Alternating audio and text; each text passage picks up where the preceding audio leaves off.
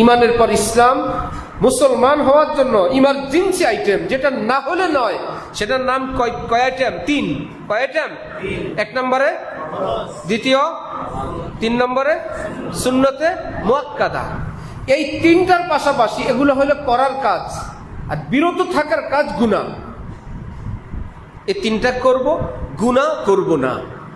এমন না যে এই 3টা করলেই পার, এই 3টাও করে, ফরজ করে, ওয়াজিব করে, সুন্নতে মুআক্কাদা করে, হারাম ব্যবসা করে, কুদৃষ্টি করে, অশ্লীল ছবি দেখে, যা মুখে আসে তাই বলে।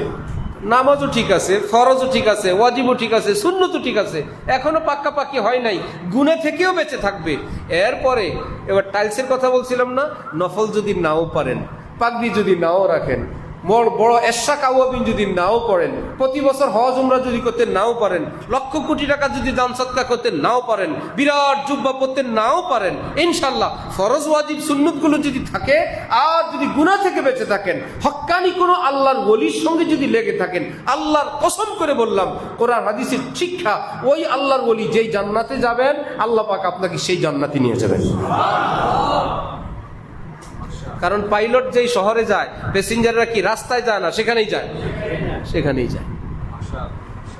ইঞ্জিন যেই শহরে যায়, বগি সেই শহরে যায়। বগি কি সব 1 ক্লাসের না 3 ক্লাসের? First, second, third. ফার্স্ট ক্লাসে এসি আছে, শোয়ার ব্যবস্থা, সেকেন্ড ক্লাসে কোনো রকম বসবেন, থার্ড ক্লাসে বসার ব্যবস্থাও নাই। বলেন না, ইঞ্জিনের সঙ্গে লেগে আছে তো, first class, second class, third class নাই।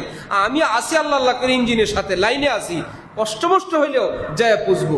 ঠিক যদি আমরা হক্কানি আল্লাহওয়ালা ওলামায়ে কেরামের সঙ্গে জুড়ে থাকি, ফরজ ওয়াজিব সুন্নতগুলো আদায় করি, গুনাহ থেকে বেঁচে থাকি। কেউ আছে ফার্স্ট ক্লাস, একদম গুনাহ টুনা হয় না, ভালো।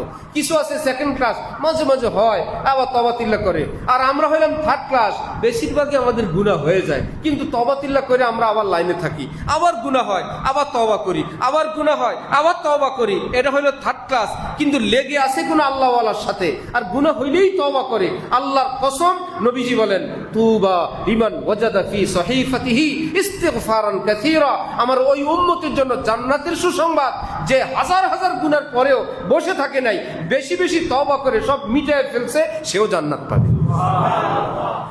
চেষ্টা করবো ইনশাআল্লাহ।